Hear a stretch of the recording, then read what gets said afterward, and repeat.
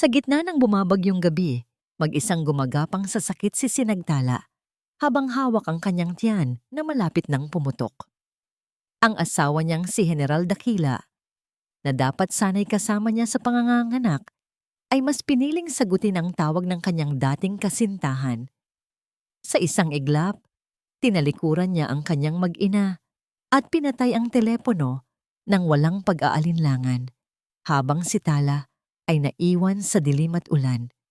Mas malupit pa sa bagyo ang puso ng lalaking nangako ng wagas na pag-ibig, ngunit nagawa kang iwanan sa bingit ng kamatayan. Paano mo mapapatawad ang taong pinili kang patayin sa alaala niya para lang mabuhay sa piling ng iba? Handa na ba kayong pakinggan ang kwento ng isang pag-ibig na sinubok ng tadhana at panahon? Ang hagupit ng malakas na ulan sa bintana ay kasabay ng bawat pintig ng kaba sa dibdib ni Sinagtala. Isang matalim na kidlat ang gumuhit sa madilim na kalangitan na sinundan ng dagundong ng kulog na tila ba nakikipag-unahan sa sigaw na pinipigilan niya sa kanyang lalamunan.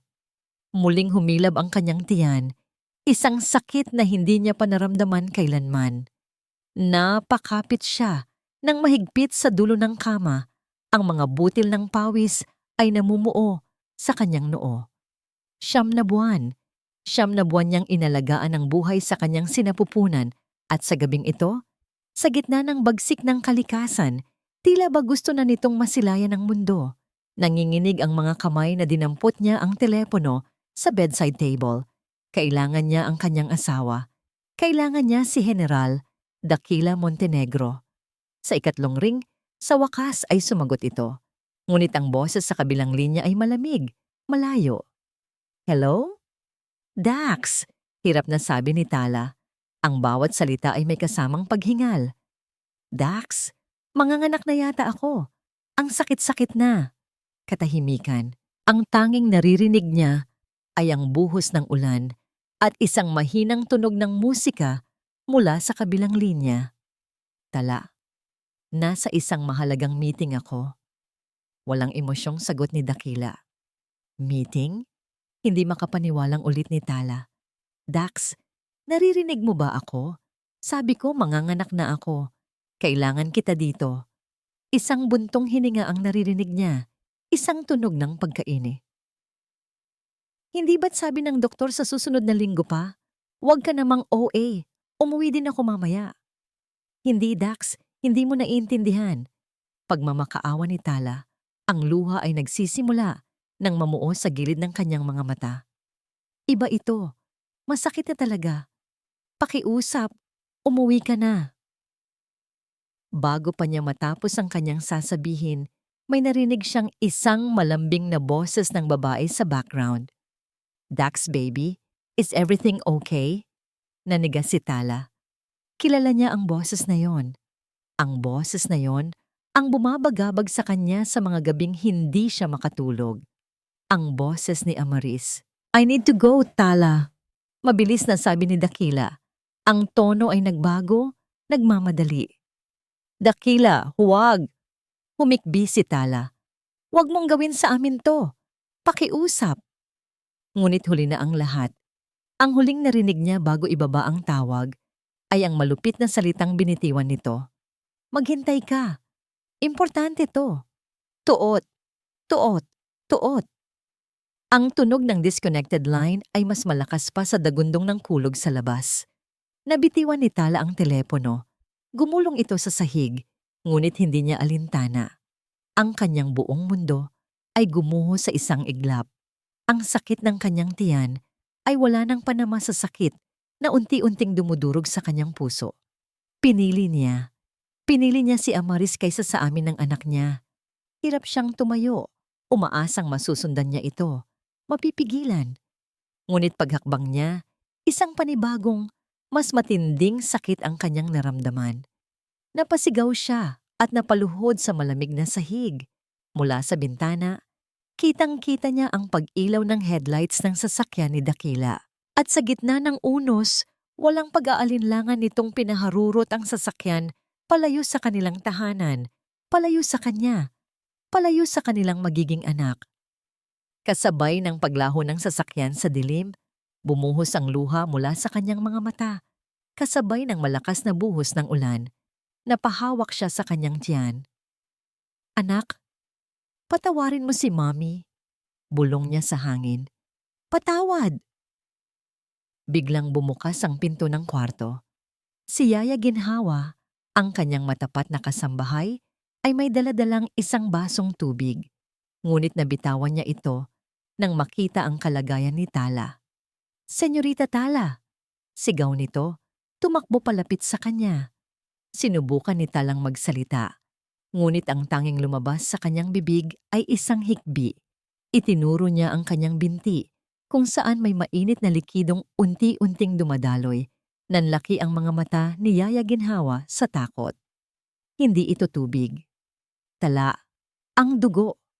Ang malakas na palakpakan ng mga tao ang pumuno sa Marangyang Hall. Sa dulo ng runway, sa ilalim ng matitingkad na ilaw, ay nakatayo ang isang babae. Matikas, elegante, at may kumpiyansang hindi mo makikita sa kanya 5 taon na ang nakalipas. Ito si Sinagtala Reyes, ang utak sa likod ng pinakabagong koleksyon ng Sinagtala Creations, ang fashion brand na mabilis na gumagawa ng pangalan sa industriya. Yumuko siya ng bahagya. Isang matamis na ngiti ang namutawi sa kanyang mga labi habang kumakaway sa mga manonood. Wala nang bakas ng babaeng naglupasay sa sahig at nagmakaawa sa gitna ng unos. Ang babaeng nasa harapan nila ngayon ay isang obra maestra ng katatagan. Congratulations, Tala. You never fail to amaze me. Bati ni Lakan Montelibano kinabukasan habang sabay silang nanananghalian sa Kalinaw Cafe, isang maliit na kainan na tanaw ang asul na dagat ng Baryo Amihan. Ngumiti si Tala habang hinahalo ang kanyang kape. Salamat, Lakan. Malaki ang utang na loob ko sa'yo. Hindi ko ito magagawa kung wala ang tulong mo. You did this all on your own, Tala. I just opened a door. You were the one who bravely walked through it. Seryosong sabi ni Lakan. Ang kanyang mga mata ay puno ng paghanga. Si Lakan ang CEO na unang naniwala sa kanyang talento. Ang naging kaibigan at gabay niya sa pag-ahon mula sa pinakamadilim na kabanata ng kanyang buhay. Ang Baryo Amihan ang naging kanlungan niya, isang tahimik na bayan sa tabi ng dagat, malayo sa magulo at mapanghusgang mundo ng Maynila. Dito, itinayo niyang muli ang kanyang sarili, piraso bawat piraso. Pagkatapos ng kanilang pananghalian, dali-daling nagpaalam si Tala. Mayroon siyang isang mas mahalagang appointment na hindi niya maaring palampasin. Huminto ang kanyang sasakyan sa tapat ng isang maliit na eskwelahan. Sakto sa pagtunog ng bell, isang batang lalaki ang masayang tumakbo palabas. Ang maliit nitong backpack ay tila sumasayaw sa kanyang likuran. Mommy!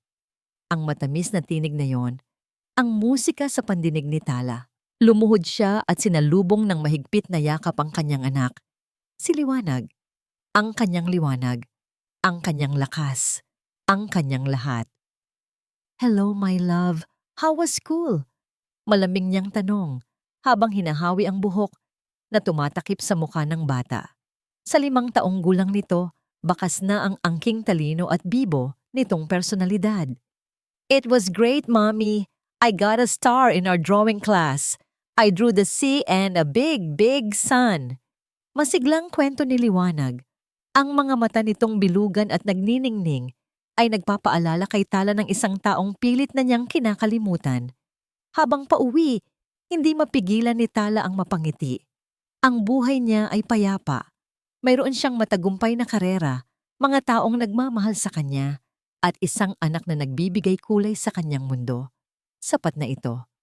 Dapat ay sapat na ito. Gabi. Matapos niyang patulugin si Liwanag, lumabas si Tala sa kanilang maliit na balkonahe. Ang dampi ng malamig na hangin mula sa dagat ay tila yumayakap sa kanya. Payapa ang paligid. Ang tanging maririnig ay ang marahang paghampas ng mga alon sa dalampasigan. Napahawak siya sa kanyang dibdib. Sa kabila ng lahat ng biyaya, may isang maliit na bahagi pa rin doon na nakakaramdam ng kirot. Isang peklat na hinding-hindi na mawawala. Isang alaala ng isang gabing puno ng paglimot. Ipinilig niya ang kanyang ulo. Hindi niya hahayaang sirain ng nakaraan ang magandang kasalukuyan na pinaghirapan niya. Pumasok siya sa kwarto ng anak at naupo sa tabi nito. Hinaplos niya ang pisngi ni Liwanag na mahimbing na natutulog. "I love you so much, anak," bulong niya. Biglang iminulat ng bata ang kanyang mga mata. Tila ba narinig ang kanyang sinabi. Tumingin ito sa kanya. Ang mga mata ay puno ng inosenteng pagtataka. "Mommy," mahinang sabi ni Liwanag. "Yes, baby?" Huminga ng malalim ang bata bago binitiwan ng isang tanong na matagal nang gumugulo sa munti nitong isipan. Ang tanong na kinatatakutan ni Tala na marinig mula sa kanya. "Mommy, bakit po wala akong daddy?" Sa tuktok ng isang nagtataasang gusali sa puso ng Makati, ang mundo ay nasa paanan ni General Daquila Montenegro. Ang mga ilaw ng syudad ay kumikinang na parang mga bituin sa ibaba. Isang testamento sa kapangyarihan at yaman na kaakibat ng kanyang pangalan.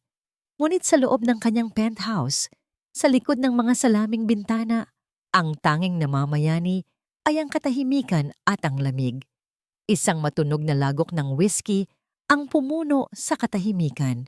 Nakaupo si Dax sa isang mamahaling leather na sofa. Hawak ang isang baso ng alak, habang ang kanyang mga mata ay nakatitig sa isang larawan sa ibabaw ng mesa. Ang wedding picture nila ni Tala. Nakangiti sila pareho, mga ngiting puno ng pangarap na siya mismo ang sumira. 5 taon na ang lumipas, ngunit ang multo ng gabing iyon ay patuloy na bumabagabag sa kanya. Ang relasyon nila ni Amaris ay hindi nagtagal. Natapos ito halos 1 taon lamang matapos niyang iwan si Tala. Isang gabi, sa gitna ng isang pagtatalo, nasabi ni Amaris ang mga salitang gumising sa kanya mula sa mahabang pagkakatulog sa kasinungalingan. "Ano ba ang inaasahan mo, Dax?" Tumatawang sabi ni Amaris noon habang isinusukat ang isang diamanteng kwintas. "Naiiwan ko ang lahat para maging isang mabuting asawa? Hindi ako sisinagtala. Ang gusto ko ay ang buhay na ito, ang karangyaan, ang pangalan. Hindi ang mag-alaga ng pamilya." Doon niya napagtanto. Nagpakatanga siya. Ipinagpalit niya ang tunay na ginto para sa isang pekeng diamante. Mula noon, ang bawat araw ay isang parusa. Ang bawat tagumpay sa kanyang karera ay walang lasa. Ang bawat gabing pag-uwi niya sa malaki, ngunit walang buhay na penthouse ay isang paalala ng pamilyang winasak niya. Isang katok sa pinto ang pumutol sa kanyang pag-iisip. Pumasok ang isang lalaking naka-Amerikana. Ito ang pribadong investigador na matagal na niyang kinuha. "General," magalang na bati nito. "May balita ka na ba?" Tanong ni Dax. Walang paligoy-ligoy. Inilapag ng investigador ang isang brown envelope sa mesa. "Sir, positibo. Natagpuan namin siya sa isang maliit na bayan sa Batangas, Baryo Amihan." Napahigpit ang hawak ni Dax sa kanyang baso. Sa wakas. Matapos ang halos 5 taon na paghahanap, sa wakas. Nang makaalis ang investigador, nanginginig ang mga kamay na binuksan ni Dax ang envelope. Mga litrato. Ang unang larawan ay kuha mula sa malayo. Si Tala, nakatayo sa labas ng isang butik. Mas payat siya, ngunit mayroon siyang kakaibang aura. Isang aura ng lakas at kapayapaan. Maganda pa rin siya. Mas lalo siyang gumanda. Sa sumunod na litrato, may kasama na siyang isang lalaki. Matikas, mukhang mayaman. Magkatabi silang tumatawa. Kumirot ang dibdib ni Dax. May iba na bang nagpapasaya sa kanya? At pagkatapos, ang huling litrato, napatigil sa paghinga si Dax. Si Tala, nakaluhod sa dalampasigan. At sa harapan niya, nakangiti, ay isang batang lalaki. Isang batang may pamilyar na mga mata. Ang mga mata na yon, mga mata ng isang Montenegro. Nabitiwan niya ang mga litrato, ang kanyang anak. Nagkaroon sila ng anak. Isang batang lalaki. Pinulot niya muli ang litrato. Ang kanyang mga daliri ay marahang hinahaplos ang mukha ng bata sa papel. Isang butil ng luha ang pumatak mula sa kanyang mata, tumama mismo sa imahe ng kanyang anak na hindi niya man lang nasilayan, hindi nayakap, hindi nakita ang unang pagngiti o narinig ang unang pag-iyak. Ang pagsisisi ay parang isang matalim na punyal na sumaksak ng paulit-ulit sa kanyang puso. Dahan-dahan niyang isinara ang envelope. Nawala ang pagkalasing, nawala ang pag-aalinlangan. Isang bagong damdamin ang pumalit dito. Isang determinasyong mas matibay pa sa bakal. Tumayo siya, ang kanyang mga mata ay nag-aalab. Hahanapin kita, Tala. Bulong niya sa sarili, ang kanyang boses ay puno ng pangakong binitiwan sa hangin. Ibabagsak ko ang lahat, mahanap lang kita, ibabalik ko ang pamilya natin. Ang bango ng mga bagong tahi na tela at ang mahinang tunog ng vintage sewing machine ang bumati kay General Daquila Montenegro pagpasok niya sa Sinagtala Creations. Ang buong lugar ay sumasalamin sa personalidad ni Tala. Simple, elegante, at puno ng buhay. Para siyang pumasok sa ibang mundo, malayo sa malamig at istriktong kapaligiran ng kampo militar na kanyang kinasanayan. Kinakabahan siya. Ang general na kayang humarap sa libo-libong sundalo ay nanginginig ngayon sa pagharap sa isang babae. At pagkatapos, nakita niya ito. Nakatayo si Sinagtala, malapit sa bintana, nakatalikod, at kausap ang isa sa kanyang mga mananahi. Ang sikat ng araw ay tumatama sa kanyang buhok. Lumilikha ng isang tila gintong sinag sa paligid niya. Huminga ng malalim si Dax bago magsalita. Tala. Ang kanyang boses ay halos pabulong, ngunit sa maliit na butik, ito ay umalingaw-ngaw na parang isang pagsabog. Dahan-dahang lumingon si Tala. Sa pagtama ng kanilang mga mata, ang oras ay tila huminto. Ang mga ngiti sa labi ni Tala ay naglaho, napalitan ng pagkagulat, na agad na sinundan ng isang malamig na pader ng galit. Ang mga mata niyang dati puno ng pagsinta ay ngayoy puno ng sakit at pagkamuhi. Anong ginagawa mo dito? Tanong niya. Ang bawat salita ay matigas at walang emosyon. Tala, mag-usap tayo. Pakiusap ni Dax. Humakbang siya palapit. Wala tayong dapat pag-usapan. Mabilis niyang sagot. Humakbang naman paatras. Sininyasan niya ang kanyang mga tauhan na iwan muna sila. Umalis ka na. Hindi ako aalis hanggat hindi mo ako pinapakinggan. Giit ni Dax. 5 taon, Tala. 5 taon kitang hinanap. Patawarin mo ako. Alam kong nagkamali ako. Isang mapait na tawa ang kumawala sa mga labi ni Tala. Nagkamali? Dax, hindi iyon pagkakamali. Iyon ay isang desisyon. Pinili mong iwan kami. Pinili mo siya.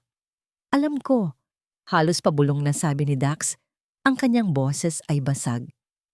At iyon ang pagsisihan ko habang buhay. Pero nagbago na ako, Tala. Pakiusap.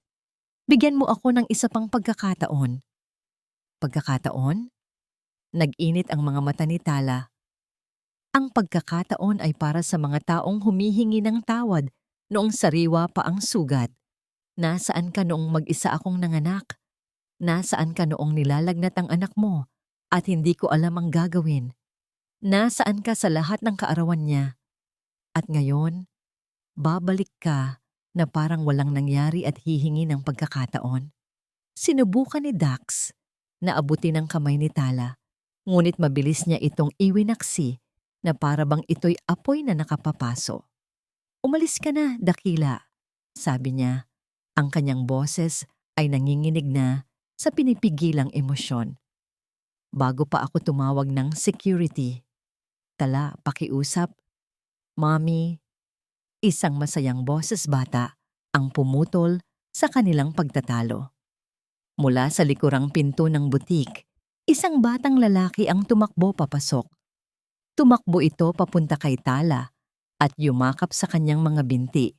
Nagtatago sa likod niya habang tinitingnan ng may pagtataka ang estrangherong kausap ng kanyang ina. Nanigas si Dax sa kanyang kinatatayuan. Ito na siya, ang kanyang anak. Sa personal, mas kamukha niya ito.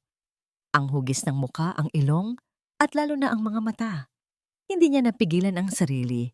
Dahan-dahan siyang lumuhod sa sahig para maging kapantay ng bata.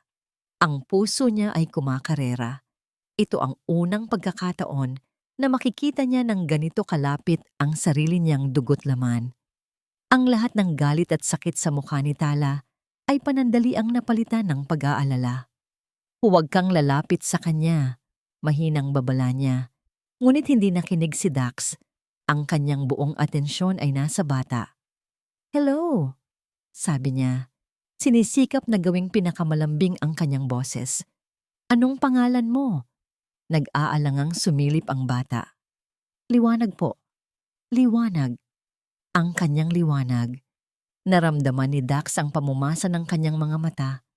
Sa kabila ng pag-abandona niya, pinangalanan pa rin ni Tala ang kanilang anak ng isang bagay na napakaganda. Tumingin si Dax mula kay Liwanag patungo kay Tala. Ang kanyang mga mata ay puno ng sakit at pagmamakaawa. Nagtanong siya, kahit alam na niya ang sagot, dahil kailangan niyang marinig ito mula sa kanya. Ang kanyang boses ay nanginginig. "Anak ko?" Sa isang marangyang opisina na may malawak na tanawin ng Manila Bay, nakaupo si Amaris del Fuego. Hawak niya ang isang baso ng wine. Ang mapulang likido ay kasing kulay ng kanyang mga labi na nakakurba sa isang mapanganib na ngiti. Sa screen ng kanyang tablet, bumabagsak ang graph ng stocks ng Montenegro Group. Perfect timing, bulong niya sa sarili. Hindi siya bumalik para lang magmakaawa ng pag-ibig. Bumalik siya para maningil.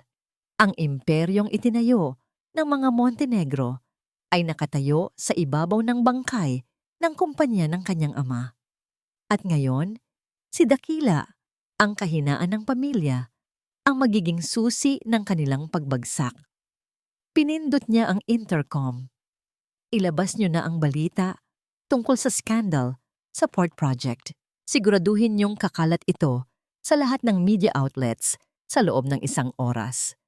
"Yes, ma'am," sagot ng boses sa kabilang linya. Sumandal si Amaris at pumikit.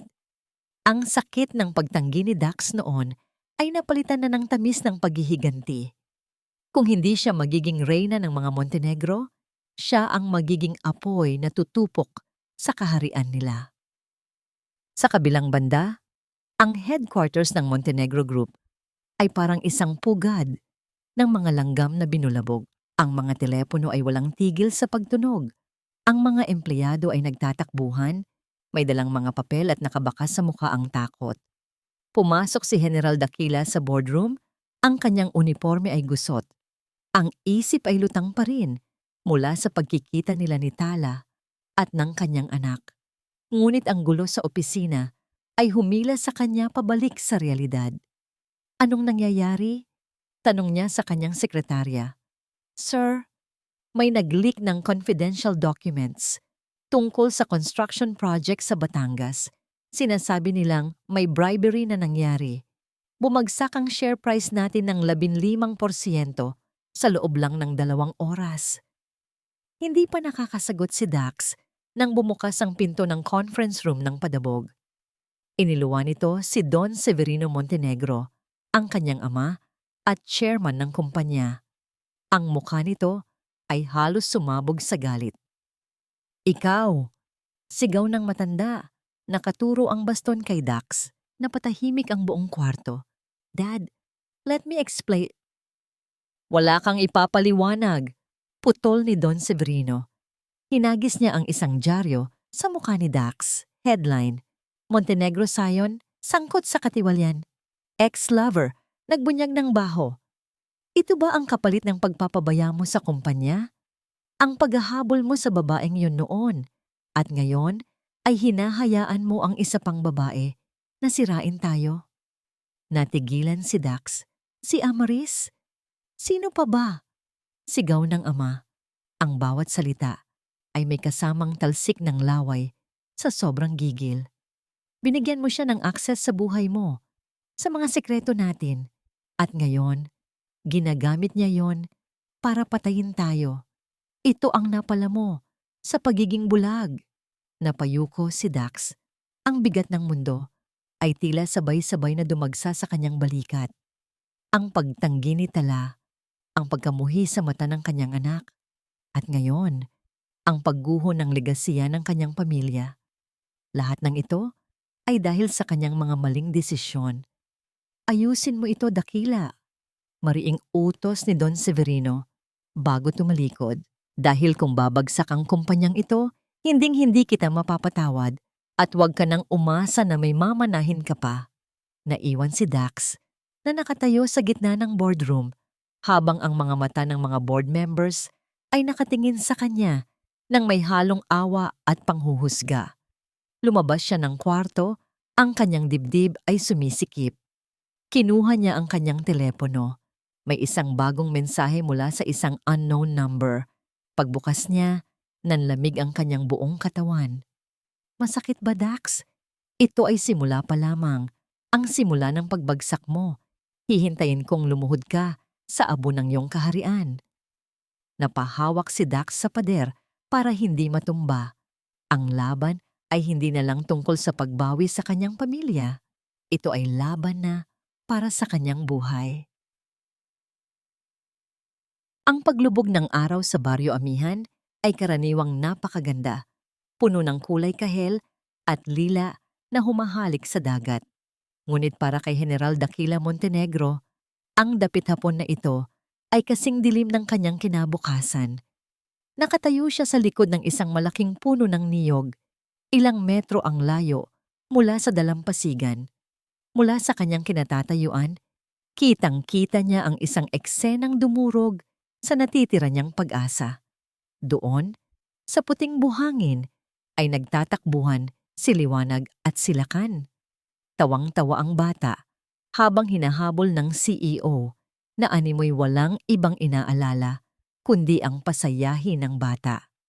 Sa di kalayuan, nakaupo si Tala sa isang banig, nakangiti habang pinapanood sila. Isang perpektong pamilya, isang pamilyang hindi kasama si Dax. Napayuko siya. Ang iskandalo sa kumpanya, ang galit ng kanyang ama. At ngayon ito, ang sampal ng katotohanan na masaya na si Tala sa piling ng iba. Wala na siyang lugar dito. Isa na lamang siyang masamang panaginip na pilit nilang kinakalimutan. Tama na, bulong niya sa sarili habang tumatalikod. Hahayaan ko na sila. Ito ang nararapat sa akin. Bigo at wasak, naglakad siya pabalik sa kanyang sasakyan na nakaparada sa gilid ng kalsada. Bubuksan na sana niya ang pinto nang mahagip ng kanyang paningin si Yaya Ginhawa. Dali-daling lumabas ang matanda mula sa isang botika, may hawak na maliit na supot ng gamot at halatang balisa. May kausap ito sa telepono at hindi nito napansin si Dax na nakatayo sa dilim. Opo, Dok. Nakuha ko na po ang gamot. Nanginginig ang boses ni Yaya Ginhawa. Medyo nahihirapan na naman po kasing huminga si Himig. Opo, papunta na ako dyan. Huwag po kayong mag-alala. Hindi alam ni Tala na lumabas ako. Nasa beach sila ni Liwanag. Natigilan si Dax. Himig? Sino si Himig? At bakit inililihim ito ni Yaya kay Tala? Imbes na sumakay sa kotse, tahimik na sinundan ni Dax ang matanda. Ang kanyang training bilang sundalo ay kusa na lang gumana.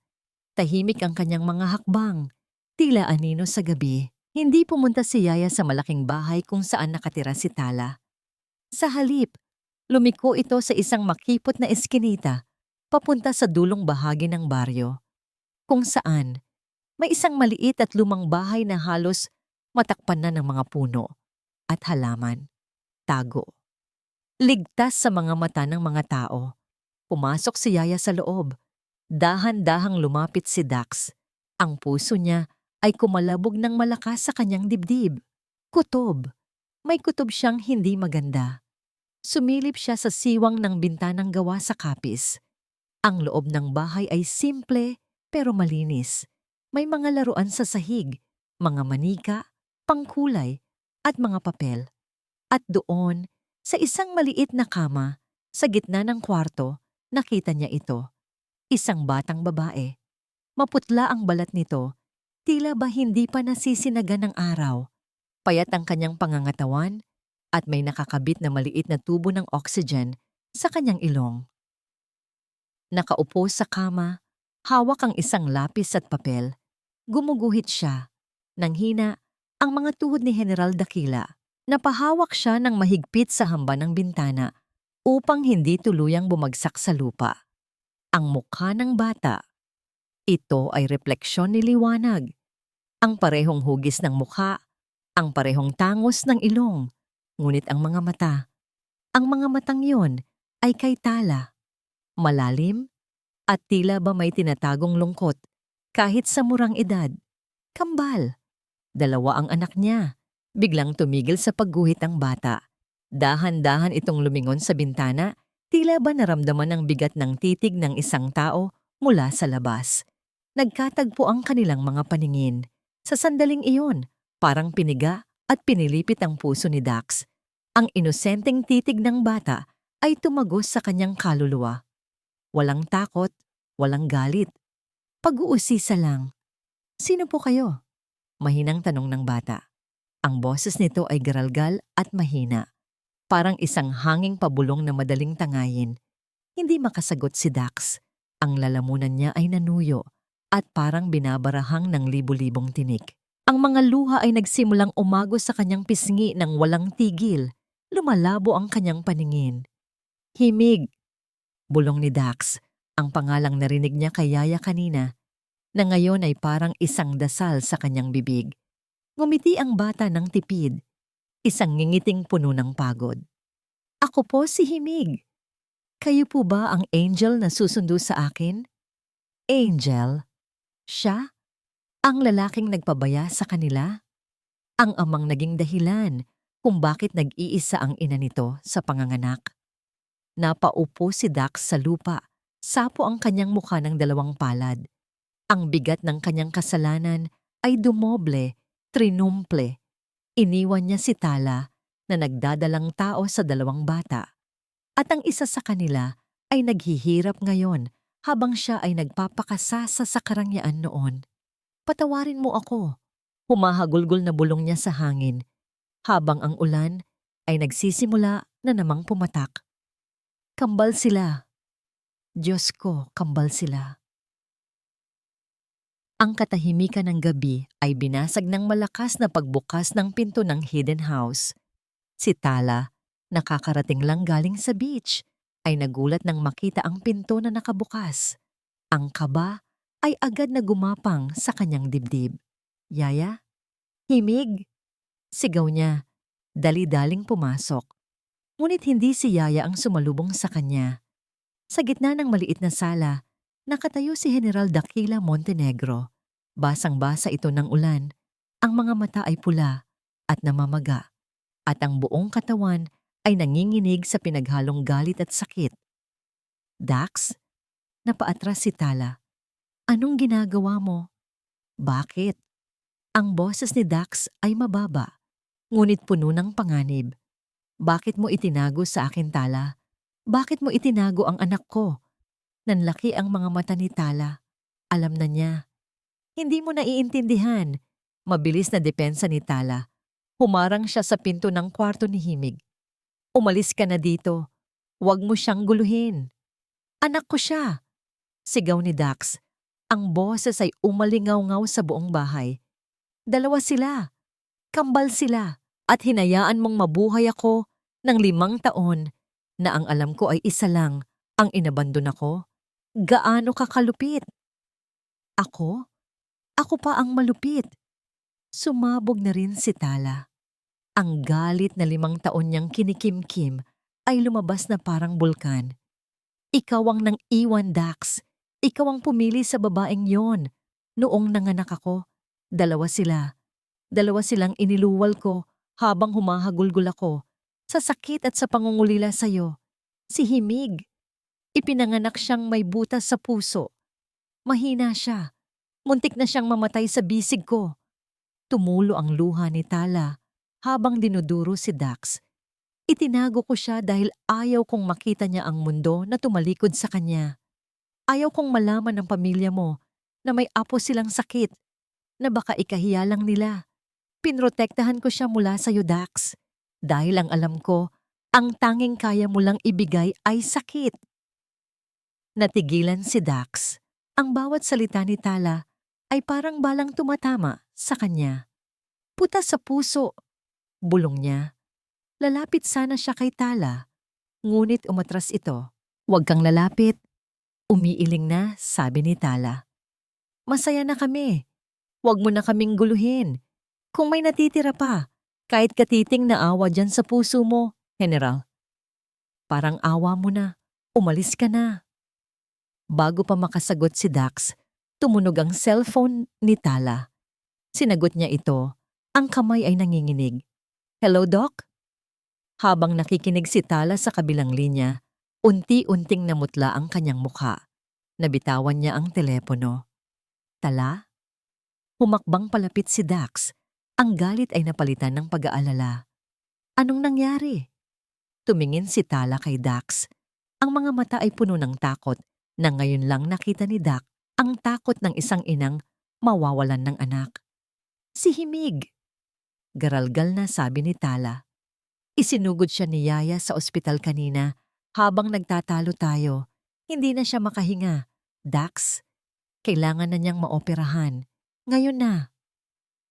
Napaluhod si Tala at sa unang pagkakataon, matapos ang 5 taon, hindi niya itinulak si Dax nang saluhin siya nito. Pareho silang lumuha, hindi bilang magkaaway, kundi bilang mga magulang na parehong takot na takot sa maaaring mangyari. Ang pagbagsak ng isang imperyo ay hindi laging kasabay ng dagundong ng kulog o pagsabog ng bomba. Minsan, ito ay nangyayari sa katahimikan ng isang digital na numero na bumabagsak sa screen at sa tunog ng isang teleponong walang tigil sa pagring. Nasa lobby ng ospital si General Dakila Montenegro, ngunit ang isip niya ay nasa giyerang hindi ginagamitan ng baril. Sa malaking telebisyon sa waiting area, ang balita ay nakapako sa iisang headline. Montenegro Group, bagsak, assets ng pamilya, ipinabubusisi dahil sa money laundering at fraud. Ito ang huling baraha ni Amaris. Hindi lang niya sinira ang pangalan ni Dax, dinamay niya ang buong angkan. Kausap ni Dax ang kanyang abogado sa telepono. Ang kanyang kamay ay mahigpit na nakahawak sa railings ng hagdan. Sir Dax, na-freeze na ng korte ang lahat ng bank accounts ng kumpanya at pati na rin ang personal accounts nyo ni Don Severino. Balisa ang boses ng abogado. Wala tayong magagalaw na pera. Even your properties are under temporary seizure. Ano? Sigaw ni Dax, hindi alintana ang tingin ng mga tao. Kailangan ko ng pera ngayon. Ang anak ko. Ang anak ko ay nasa operating room. I'm sorry, sir. Ginawa ni Miss Del Fuego ang lahat. Planado ito. Wala tayong magagawa sa ngayon kundi maghintay ng hearing. Binabaan ni Dax ng telepono ang abogado. Gusto niyang sumigaw. Gusto niyang manuntok ng pader. Pero wala siyang lakas. Ang general na tinitingala ng marami ay tila naging isang pulubi sa loob lamang ng ilang oras. Tumakbo siya pabalik sa billing section ng ospital. Ang nurse sa counter ay masama ang tingin sa kanya. Hawak ang isang mahabang listahan ng gamot at equipment na kailangan para sa operasyon ni Himig. Sir, kailangan na po nating isettle ang initial down payment para sa heart surgery. Kung hindi po, hindi makakapagsimula ang team ng mga espesyalista. Emergency case po ito, pero protocol is protocol. Nanginginig ang mga kamay na inilabas ni Dax ang kanyang wallet. Kinuha niya ang kanyang black card, ang simbolo ng kanyang kapangyarihan at yaman. I-swipe mo, utos niya, bagaman puno ng kaba ang kanyang dibdib. Isinuksok ng nurse ang card sa machine. Processing. Ang bawat segundo ay parang oras. Pinagpapawisan ng malamig si Dax. Parang awa niyo na. Dasal niya. Kahit ito lang. Para sa anak ko. Tuot. Tuot. Decline po, sir. Sabi ng nurse, ibinabalik ang card. May iba pa po ba kayong card? Sinubukan niya ang isa pa. Declined. At isa pa. Declined. Sir? Medyo nairita na ang nurse. Kailangan na po ng pera. Ang buhay ng pasyente ang nakasalalay dito. Napaupo si Dax sa sahig ng ospital. Ang kanyang mga tuhod ay bumigay. Wala. Wala siyang maibigay. Ang yaman na ipinagmalaki niya, ang pamilyang tinalikuran niya para sa ambisyon, ang lahat ng iyon ay wala ng halaga ngayon. Hindi nito maililigtas ang buhay ng anak niyang ni hindi pa siya nakikilala ng lubusan. Mula sa malayo, nakita niya si Tala. Nakaupo ito sa labas ng ICU, nakayuko at humahagulgol. Yakap-yakap nito si Liwanag na umiyak din. Gusto niyang lumapit. Gusto niyang sabihin na, huwag kang mag-alala. Ako ang bahala. Pero paano? Paano niya sasabihin iyon kung siya mismo ay walang-wala na? Sa gitna ng kanyang kawalan ng pag-asa, bumukas ang elevator. Lumabas si Lacan Montelibano. Hindi ito nagmamadali. Pero ang bawat hakbang nito ay puno ng kasiguraduhan. Suot ang isang mamahaling suit, naglakad ito diretso kay Tala. Nanliit si Dax sa kanyang kinatatayuan. Nagtago siya sa likod ng isang poste, parang isang kriminal na nagtatago sa dilim. Nakita niyang tumingala si Tala kay Lacan. Ang mga mata ay puno ng luha at pagmamakaawa. Wala nang sinabing salita si Tala. Sapat na ang kanyang iyak para ipahayag ang kanyang pangangailangan. Agad na inilabas ni Lacan ang isang checkbook. Pumirma ito ng isang tseke at iniabot sa nurse na lumapit sa kanila. Ito ang full payment para sa operasyon, maring sabi ni Lacan. Ang boses ay rinig, hanggang sa kinatatayuan ni Dax. Gawin niyo ang lahat para iligtas ang bata. Money is not an issue. Pagkatapos ay lumingon ito kay Tala, lumuhod at hinawakan ang mga kamay nito. Shh! Tahan na Tala, malambing na sabi ni Lacan. Nandito na ako. Hindi ko kayo pababayaan.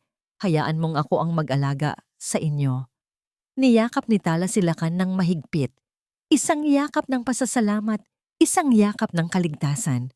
At si Dax, napasandal siya sa malamig na pader, habang ang mga luha ng pagkatalo ay tahimik na dumadaloy sa kanyang pisngi. Siya ang ama. Siya ang dapat nandoon. Siya ang dapat nagliligtas. Pero heto siya, isang general na walang armas, isang amang walang kakayahan. Tinalikuran niya ang eksena. Ang sakit ay sobra-sobra. Lumabas siya ng ospital sa gitna ng malakas na ulan. Wala siyang payong. Wala siyang sasakyan dahil hinatak na ito ng bangko kanina lang. Naglakad siya sa gitna ng kalsada, basang-basa, habang ang tubig ulan ay humahalo sa kanyang mga luha. Wala na. Tapos na ang General Daquila Montenegro, pero sa kaibuturan ng kanyang pagkadurog, isang desisyon ang nabuo. Isang desisyon na hindi nangangailangan ng pera, kundi ng buhay. Hawak ni Sinagtala ang tsekeng ibinigay ni Lacan. Ang papel ay magaan, ngunit sa kanyang mga kamay, ito ay tila tumitimbang ng ilang tonelada. Nakaupo siya sa isang bench sa labas ng billing department, nakatulala sa halagang nakasulat. Sapat na ito. Sobra-sobra pa para iligtas ang buhay ni Himig. Tala, malaming na tawag ni Lacan na nakatayo sa kanyang tabi. Ibigay mo na sa kanila. Huwag mo nang isipin ang bayad. Ang mahalaga ay ang bata. Tumingin si Tala kay Lacan. Mabait ito. Gwapo, mayaman. Siya ang sagot sa lahat ng problema niya ngayon. Pero bakit may kung anong humihila sa kanya pabalik? Bakit pakiramdam niya, sa sandaling ibigay niya ang tsekeng ito, may kapalit na hihingi ng tadhana na hindi niya kayang ibigay? Sandali lang, Lacan. Mahinang sabi ni Tala. Gusto ko lang siguraduhin. Sa kabilang dako ng lungsod, sa isang madilim na eskinita, kung saan nagtatagpo ang mga ilegal na transaksyon at mabilisang pera. Nakatayo si General Daquila Montenegro. Wala na ang kanyang uniforme. Basang-basa ang kanyang puting polo shirt ng ulan at putik. Nasa harap siya ng isang kilalang buyer ng mga mamahaling gamit, isang matandang lalaking nagngangalang Mang Tasyo. Inilapag ni Dax ang huling bagay na may halaga sa kanya sa ibabaw ng maruming mesa. Isang relo. Hindi lang ito basta relo. Ito ay isang Patek Philippe, isang pamana ng kanyang lolo na nagkakahalaga ng milyon-milyon. Ito ang huling simbolo ng kanyang pagiging Montenegro, ang huling hibla ng kanyang dignidad at karangyaan. Magkano? Tanong ni Dax. Ang boses ay paos at pagod. Sinuri ni Mang Tasyo ang relo. Gamit ang isang lente. Ngumisi ito, litaw ang mga naninilaw na ngipin. Alam kong mahal ito, General. Pero alam ko ring gipit ka. Freeze ang assets mo, di ba? Delikado sa akin ang hawakan to. Huwag mo akong lokohin, Tasyo. Alam kong may buyer ka na agad dyan. Mariing sabi ni Dax. Kailangan ko ng cash. Ngayon din. Bibigyan kita ng 2 milyon. Take it or leave it. Kumuyom ang kamao ni Dax. Ang halaga ng relo ay higit pa sa 10 milyon. Binabarat siya dahil alam nilang wala siyang laban. 2 milyon. Kulang pa ito. Kunin mo to? Sabi ni Dax. Hinubad niya ang kanyang wedding ring. Ang singsing na 5 taon niyang hindi inalis sa kanyang daliri kahit noong wala na si Tala. At ito, dukot niya sa bulsa ang susi ng kanyang sports car na nakaparada sa labas. Ito ang huling sasakyan na hindi pa nahahatak ng bangko dahil nakapangalan ito sa kanyang ina. Lahat yan. Ibigay mo sa akin ang buong halaga ng operasyon. Ngayon na. Tiningnan siya ni Mang Tasyo ng may halong gulat at respeto. Lahat to, para lang sa pera? General, mauubos ka niyan.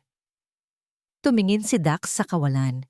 Naalala niya ang mukha ni Himigi na nakakabit sa oxygen. Naalala niya ang yak ni Tala. Hindi bali nang maubos ako. Bulong ni Dax. Ang luha ay humahalo sa ulan sa kanyang mukha. Mabuo lang sila. Bumalik tayo sa ospital. Huminga ng malalim si Tala at tumayo. Desidido na siya. Tatanggapin niya ang tulong ni Lakan para kay Himig. Naglakad siya papunta sa counter. Kasunod si Lakan na may tagumpay na ngiti sa mga labi. Nurse, sabi ni Tala, iaabot na sana ang tseke. Ito na ang bayad para sa admission at surgery ni Himig Reyes. Ngumiti ang nurse at tiningnan ang computer screen. Mrs. Reyes, kitatawag lang po namin sa OR. Pwede na pong simulan ang operasyon anytime. Talaga? Lumiwanag ang mukha ni Tala. Salamat sa Diyos. Eto po ang bayad. Umiling ang nurse. Naku ma'am, hindi na po kailangan. Settled na po ang bill. Paid in full via cash deposit 5 minutes ago. Natigilan si Tatala. Ang tseke ay nanatili sa ere. Ano? Paanong, Lakan, nagbayad ka na ba? Kumunot ang noo ni Lakan. Nawala ang ngiti sa kanyang mga labi. Hindi. Hawak mo pa ang tseke ko, Tala. Hindi ako nagbayad. Kung gayon, sino? Tanong ni Tala sa nurse. Ang kanyang puso ay nagsimulang kumabog ng mabilis. Tiningnan ng nurse ang resibo. Isang anonymous donor po, ma'am. Ang sabi lang po ng nag-abot, para sa buhay ng aking himig. Para sa buhay ng aking himig. Nanlaki ang mga mata ni Tala. Kilala niya ang mga salitang iyon. Kilala niya kung sino lang ang tumatawag sa kanilang anak ng ganoon bukod sa kanya. Binitiwan niya ang tseke ni Lakan. Ang papel ay lumipad at bumagsak sa malamig na sahig ng ospital. Tala, saan ka pupunta? Tawag ni Lakan, ngunit hindi siya pinansin ni Tala.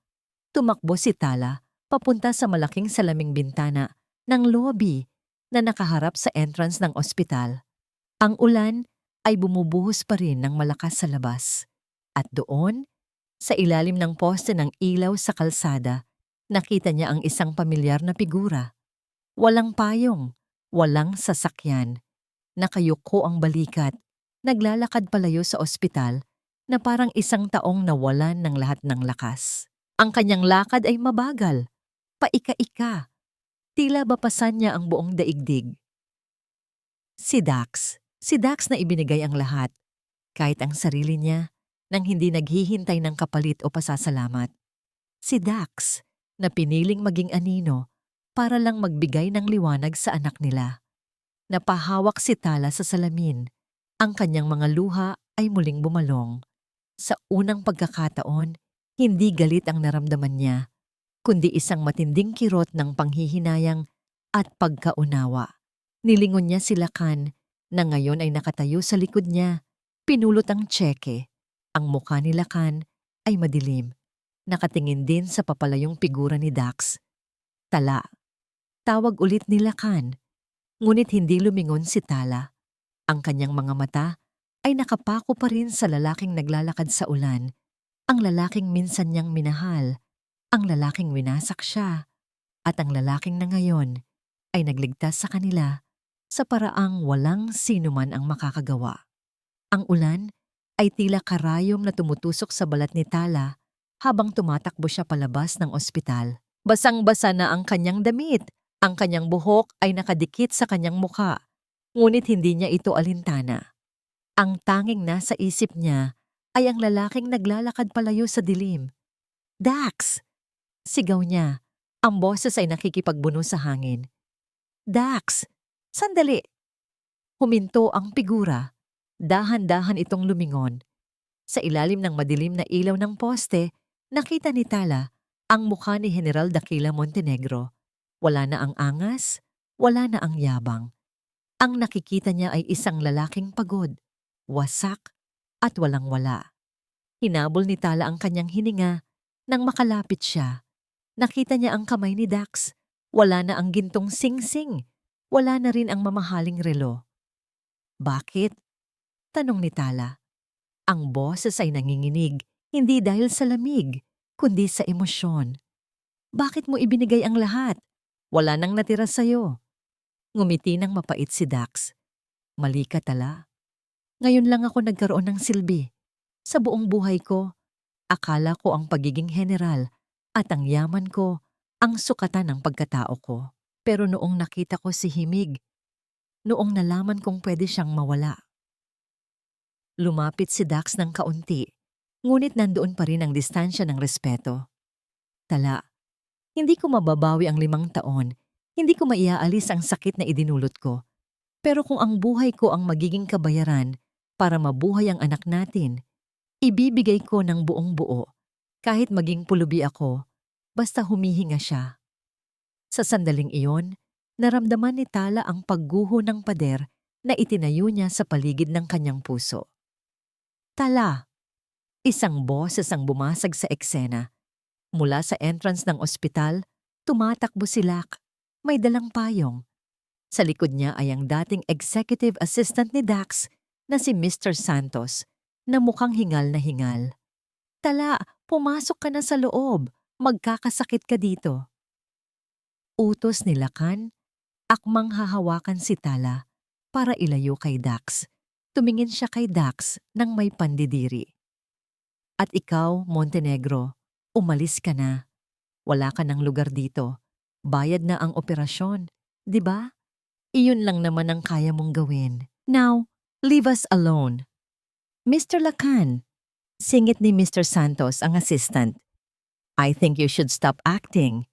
Kumunot ang noo ni Lacan. Excuse me? Inabot ni Mr. Santos ang isang folder kay Tala. Ma'am Tala, patawad po kung ngayon lang ako nagsalita. Pero hindi ko na po kayang sikmurain.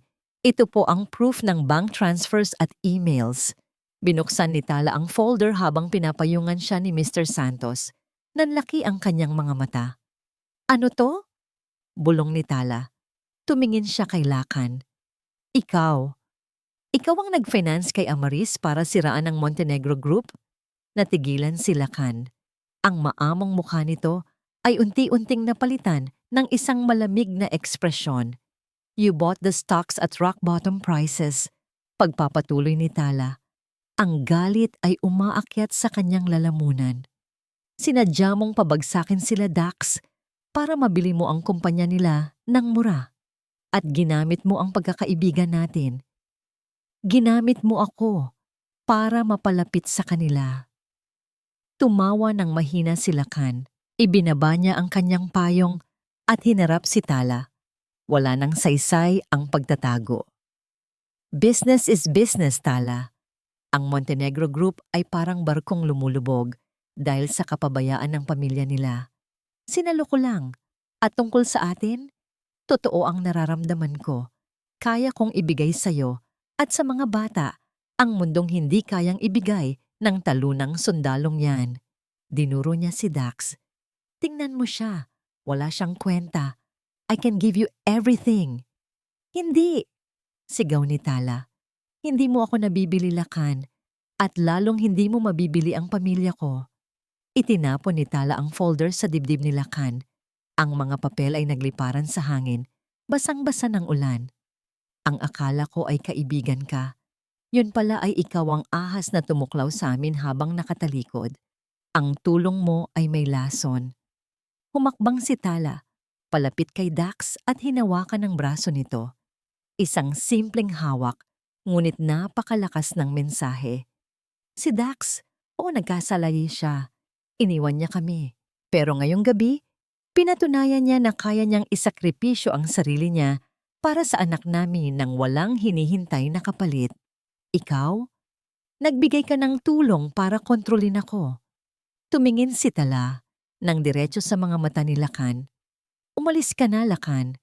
Huwag na huwag ka nang magpapakita sa amin. Tinitigan ni Lakan si Tala. Pagkatapos ay si Dax. Nakita niya sa mga mata ni Tala ang desisyon na hindi na mababago. Puno ng galit, tumalikod si Lakan at naglakad pabalik sa kanyang sasakyan. Iniwan ang kanyang investment na hindi nagbunga. Naiwan si Dax sa Tala sa ulan. Tumingin si Dax sa kamay ni Tala na nakahawak sa braso niya. Tala, hindi mo kailangang, huwag ka munang magsalita. Putol ni Tala. Pumasok na tayo. Hinihintay tayo ng anak natin. Tayo, anak natin. Ang mga salitang iyon ay parang musika sa pandinig ni Dax. Sabay silang pumasok sa ospital. Basang-basa, nilalamig, pero sa loob ng mahabang panahon, hindi na sila nag-iisa. Pagdating nila sa tapat ng operating room, nakita nila si Yaya Ginhawa at Liwanag na nagdarasal. Biglang namatay ang ilaw sa hallway at tanging ang pulang ilaw sa itaas ng pinto ng OR. Ang nanatiling nakasindi. On air. Surgery in progress. Napahawak si Tala sa kamay ni Dax ng mahigpit. Ito na. Ang laban para sa buhay ni Himig ay nagsimula na. At sa labas ng pintong yon, isang pamilyang wasak ang dahan-dahang sinusubukang buuing muli ng tadhana. 6 na oras. 6 na oras na parang 6 na taon. Ang hallway ng ospital ay tahimik. Tanging ang tunog ng aircon at ang mahinang yabag ng mga nurse ang naririnig. Nakaupo si Sinagtala sa isang sulok. Ang kanyang mga kamay ay mahigpit na magkakuyom sa pagdarasal. Sa kabilang dako, nakatayo si Dax, nakasandal sa pader, nakapikit at walang imik. Hindi sila nag-uusap, pero ang kanilang takot ay iisa. Ang kanilang puso ay iisa. Biglang namatay ang pulang ilaw sa itaas ng pinto ng operating room. Sabay na napatayo si Tala at Dax. Bumukas ang pinto at lumabas ang head surgeon. Tinatanggal ang kanyang mask. Ang mukha nito ay seryoso, dahilan para mapigil ni Tala ang kanyang hininga. Doc? Garalgal na tanong ni Tala. Kumusta po ang anak ko? Bumuntong hininga ang doktor at dahan-dahang ngumiti. Matagumpay ang operasyon, Mrs. Reyes. Naayos natin ang butas sa puso ni Himig. She is stable now at ililipat na siya sa recovery room. Sa sandaling iyon, parang nabunutan ng tinik sa dibdib si Tala. Salamat sa Diyos. Salamat. Napaluha siya sa sobrang tuwa at lumingon kay Dax. Si Dax, ang dating matikas na general, ay napaluhod sa sahig. Tinatakpan ng kanyang mukha gamit ang kanyang mga palad habang humahagulgol, hindi dahil sa lungkot, kundi dahil sa sobrang pasasalamat. Ang bigat na pasan niya, ang takot na mamatay ang anak niya dahil sa kawalan niya ay nawala na. Hindi nag-isip si Tala. Lumapit siya kay Dax at niyakap ito. Buhay siya, Dax. Buhay ang anak natin. Umiiyak na, sabi ni Tala. Niyakap siya pabalik ni Dax. Mahigpit. Tila ba ayaw na niyang bitawan ang pagkakataong ito. Sa gitna ng koridor ng ospital, 2 magulang ang nagdiwang sa pangalawang buhay ng kanilang anak. Lumipas ang ilang araw. Habang nagpapagaling si Himig, ang mundo sa labas ay patuloy na umiikot at ang hustisya ay unti-unting gumugulong. Sa telebisyon sa kwarto ni Himig, ibinalita ang pag-aresto kay Amaris del Fuego.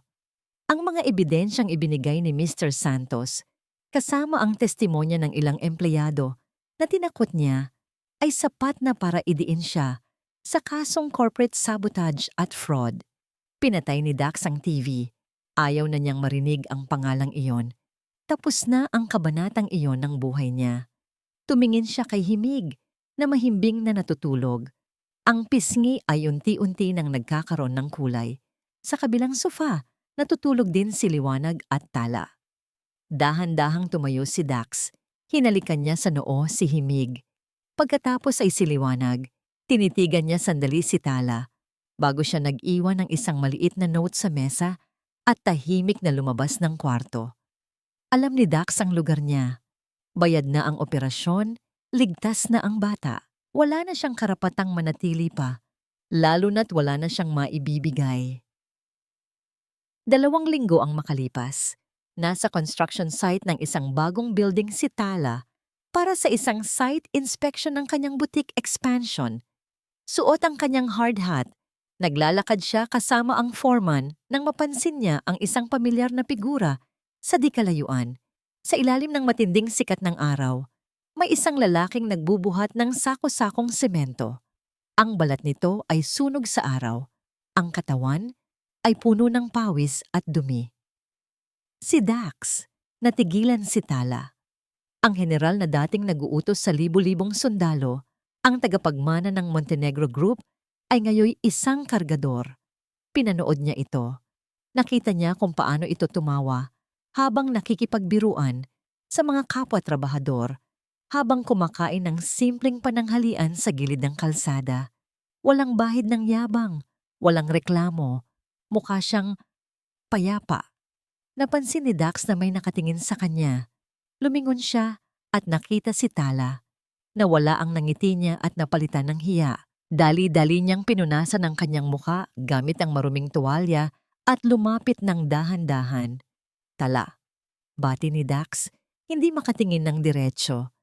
Nandito ka pa pala. Dax, mahinahong sabi ni Tala, tinitingnan ang kabuuan ng lalaki. Dito ka nagtatrabaho? Tumango si Dax. Oo, tinanggap ako ng foreman kahit wala akong experience. Mababait sila. Ngumiti siya ng tipid. Kailangan kong mag-ipon. Gusto kong bumili ng gamot para kay Himig at saka gusto kong bawiin yung relo ng lolo ko, balang araw. Naramdaman ni Tala ang kirot at hanga sa kanyang puso.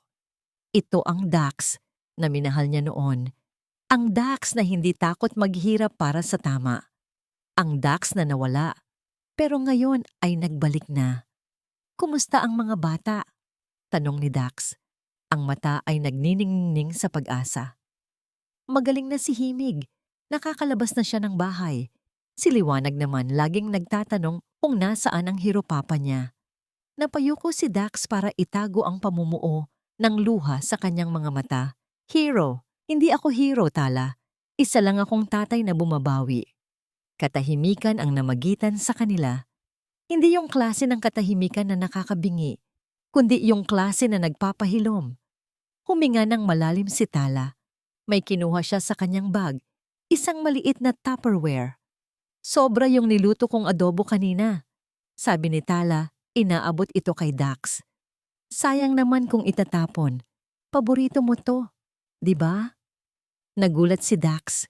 Tinanggap niya ang Tupperware na parang ginto.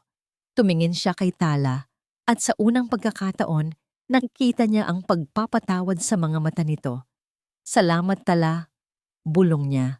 Tumalikod na si Tala para umalis pero huminto siya at lumingon muli. Dax? Bakit? Sa linggo, birthday ng kambal, sabi ni Tala. Maghahanda ako sa bahay. Simple lang, sa may tabing dagat. Hindi makapaniwala si Dax sa naririnig niya. Gusto ni Liwanag na nandoon ka. At si Himig, gusto kanyang makilala ng lubusan.